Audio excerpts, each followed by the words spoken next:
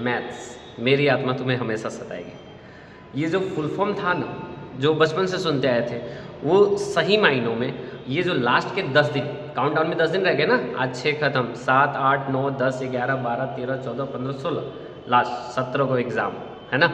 और तो 17 को एग्ज़ाम है, तो ये जो 10 दिन का जो गैप हो गया है, इसमें थोड़ा सा अलग अलग बच्चों में जिनका लेवल जैसे जैसे है, सब में अलग अलग क्या होगा, एक फीलिंग होगा कि किसी को बहुत ज़्यादा डर लग रहा होगा, किसी को कोई ओवर कॉन्फिडेंस में भी होंगे, कोई कॉन्फिडेंस में होंगे।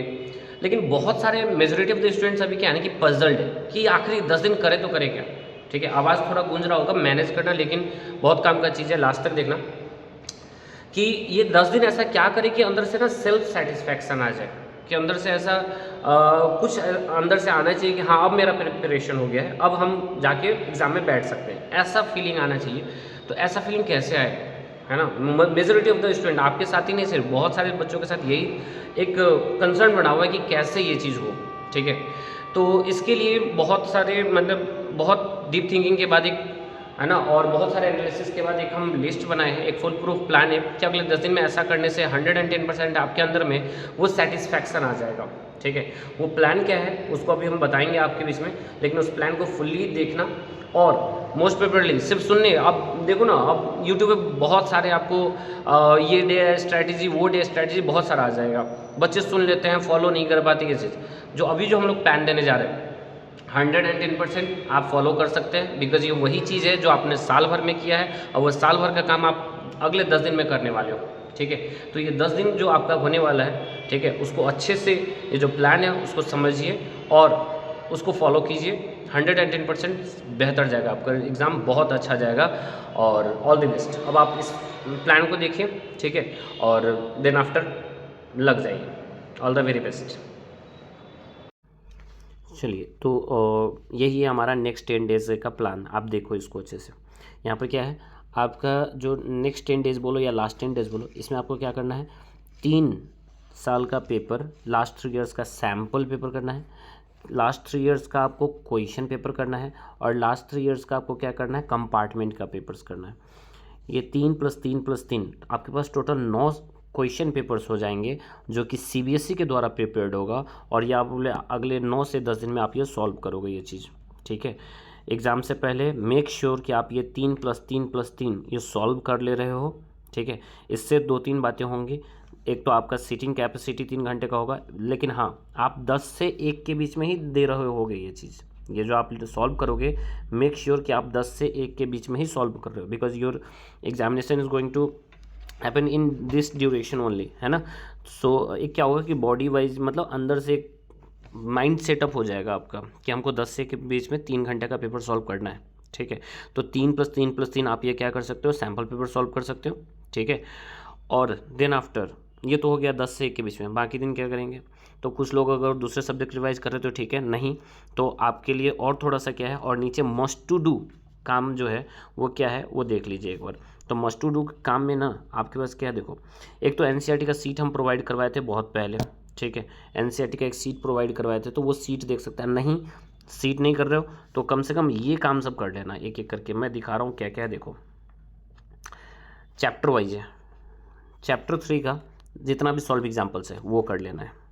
चैप्टर 4 का जितना भी सॉल्व एग्जाम्पल्स है वो कर लेना है। ठीक है, चैप्टर 5 एपी का जो चैप्टर है भैया, एपी के चैप्टर का सॉल्व एग्जाम्पल्स कर लेने हैं। एक्सरसाइज 5.3 का क्वेश्चन नंबर 15 to 20 आप देखोगे, बुक पलट के सामने से रख सकते हो, सामने बुक पलट के रख सकते हो और चेक करो एक एक करके।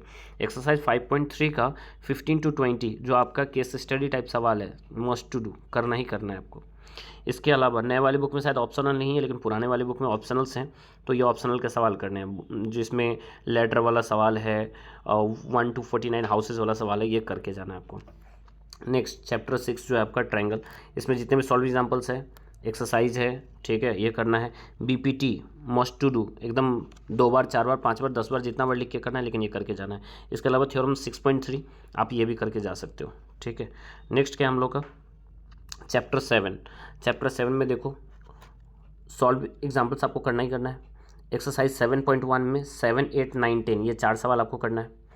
एक्सरसाइज 7.2 में 4 to 9 आप पलट के देखो बुक, 4 to 9 मार्क कर लो, ये इसका स्क्रीनशॉट ले लेना है ना। इसके अलावा मैं इसका PDF भी डाल दूंगा है ना, लेकिन ये सब आपको करना है। इसके अलावा इस ऑप्शनल ये भी फिर से आपको पुराने वाले बुक में मिलेंगे, अगर नहीं मिला हमको कमेंट में आके बोलिएगा, हम अपलोड करेंगे, दोबारा से इसको अपलोड कर देंगे जो भी डॉक्यूमेंट्स है वो सब सारा, ठीक है। ऑप्शनल का क्वेश्चन नंबर 1, 3, 4, 5 ये कर लेना है। देन चैप्टर 8 इसका सॉल्व एग्जाम्पल कर लेना है। एक्सरसाइज 8.1 का क्वेश्चन नंबर 6 और 10 कर लेना है। एक्सरसाइज 8.2 का 1 और 3 कर लेना है, ठीक है। क्वेश्चन नंबर 2 में ऑब्जेक्टिव से आप वो भी कर सकते हो, कोई दिक्कत नहीं। 8.3 में जितने भी प्रूफ दैट वाले सवाल हैं 110% सारा करना है, ठीक है। Chapter 9 complete chapter with solve example, बहुत ज़रूरी, ठीक है। इस चैप्टर में ज़्यादा कुछ है नहीं, अगर आपको लैंग्वेज डेवलप हो जा रहा है, फिगर बनाने आ रहा है, दैट्स इट, हो गया चैप्टर, ठीक है। तो ये कैसे करेंगे, NCERT का जितना सॉल्व एग्जाम्पल है और NCERT के एक्सरसाइज में जो 15 क्वेश्चन है वो कर लेंगे, हो जाएगा। इसके अलावा RS अग्रवाल से आप क्लाउड वाला और सन का जो एलिवेशन वाला सवाल है ये ज़रूर से करके जाएंगे। उसके बाद आ जाइए आपका चैप्टर 10 है ना, इसमें एक्सरसाइज 10.2 सारा करना है और थ्योरम 10.2 है ना, ये कर लेना है। आप देखोगे प्रीवियस क्वेश्चन में 10.2 ना जाने कितना बार रिपीट किया गया इसको, ठीक है, ये कर लेना है। इसके बाद आगे बढ़िए, इसके बाद आपका आ जाता है चैप्टर 11। चैप्टर 11 जो है ये आपको क्या करना है, सॉल्व एग्जाम्पल जितना वो कर लेना है, एक्सरसाइज कर लेना है, ठीक है। चैप्टर 12 में देन अगेन सॉल्व एग्जाम्पल्स और एक्सरसाइज। चैप्टर 13 में, ठीक है, देख लो भैया जिन जिन चैप्टर का सिर्फ चैप्टर और सॉल्व एग्जाम्पल एक्सरसाइज लिखा है वो करना ही करना है। ये लास्ट दिन में इसी से आपका एक सेल्फ सेटिस्फैक्शन आएगा, तभी जाके आपको लगेगा कि now my preparation is complete, ठीक है, आई एम फुली प्रिपेयर्ड, तब जाके फील आएगा। तो ये करना ही करना है, ठीक है। सॉल्व एग्जाम्पल्स चैप्टर 13 का और जितने भी मिसिंग फ्रीक्वेंसी वाला सवाल है एक्सरसाइजेज में वो कर लेना है। लास्ट में आपको एम्पेरिकल रिलेशन वाला जो है, मीन मीडियन मोड में जो रिलेशन वाला है वो रिलेशन डायरेक्टली आपको ऑब्जेक्टिव से क्वेश्चन बना के दे सकते हैं, तो ये भी एम्पेरिकल रिलेशन पे भी 1-2 सवाल आपको कर लेना है, ठीक है। चैप्टर 14 प्रोबेबिलिटी में, इसमें बहुत डायनेमिक चैप्टर है, हर साल थोड़ा सा क्वेश्चन का मतलब जो लैंग्वेज है वो चेंज करके आ रहा है, तो रिसेंट ईयर्स में जितने पूछे गए वो सवाल कर लेना है, ठीक है। साथ साथ आपको इसके अलावा क्या करना है, तो ये आप देख लो कौन कौन से प्रॉब्लम आपको सॉल्व करके जाने हैं। तो डाइस वाला जितना सवाल है, चाहे 1 डाइस का हो या 2 डाइस का हो, क्वाइन वाला 1 क्वाइन 2 क्वाइन 3 क्वाइन कोई भी हो, करके जाना है। कार्ड्स के जितने भी सवाल हैं वो करके जाना है, मतलब कुछ सवाल सारे टाइप का करके जाना है प्रोबेबिलिटी से, ठीक है। ये सेम बर्थडे डिफरेंट डेट में जो बर्थडे आता है वो वाला, 53 संडेज वाला है ना, ये सब जो लीप ईयर वाला, नॉर्मल ऑर्डिनरी ईयर वाला, ये सब सारा चीज़, एटलीस्ट एटमोस्ट, इन टाइप के जो सवाल है, ये जो टॉपिक्स आपके सामने दिख रहे हैं ये सब करके जाने, ठीक है। अगर इतना कर लेते हैं तो भैया कहीं से भी ऐसा नहीं होगा कि अब आप फंसने जा रहे हैं, ठीक है। एक तरह से साल भर का पढ़ाई का समरी है ये, आप आराम से इसका स्क्रीनशॉट ले लो, ठीक है, या फिर नीचे में देखो मैं आपको ऐसे प्रिंटेड, ठीक है, नेक्स्ट और लास्ट 10 डेज़ का ये प्रोवाइड करने जा रहा हूँ, ठीक है। तो आप इसका स्क्रीनशॉट लो, एक जगह पे हो जाएगा। ये थोड़ा सा पजल इधर उधर है, लेकिन ये मेरा हैंड रिटन है, तो ये आप ज़्यादा इसका आपके साथ कनेक्ट करेगा ये वाली बातें, ठीक है। तो आप ये कर लो, ठीक है। एंड देन लास्ट वर्ड कि रिलैक्स, एकदम अपने नर्व्स पे कंट्रोल करो, ठीक है, कि आप प्रिपेयर्ड हो, अपने आप को समझाओ कि आप प्रिपेयर्ड हो। और देन ये 10 दिन ना बहुत लोगों को पढ़ने का मन नहीं करेगा, ठीक है। अगर आप एंड पर आ चुके वीडियो को तो ये बात गौर कर लो कि किसी को भी पढ़ने का मन नहीं करेगा ये 10 दिन, बहुत सारे दिमाग में थॉट्स आएंगे, ठीक है। और if you are an student है खास करके, तो आपको ये फीलिंग आने एकदम तय है, तो एकदम बिल्कुल नहीं करना, डाइवर्ट होना है। ये 10 दिन किसी को पढ़ने का मन नहीं करेगा, लेकिन आपको मन मार के ये 10 दिन पढ़ना है, ठीक है। अगर ये 10 दिन कर लिए, देन आफ्टर भैया 17 के बाद तो एकदम रेल हो जाएगा कैलेंडर, ठीक है। तो दैट्स इट, ये वीडियो इतना ही है।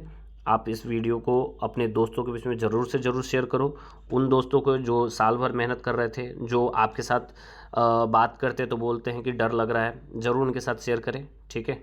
और that's it, all the best.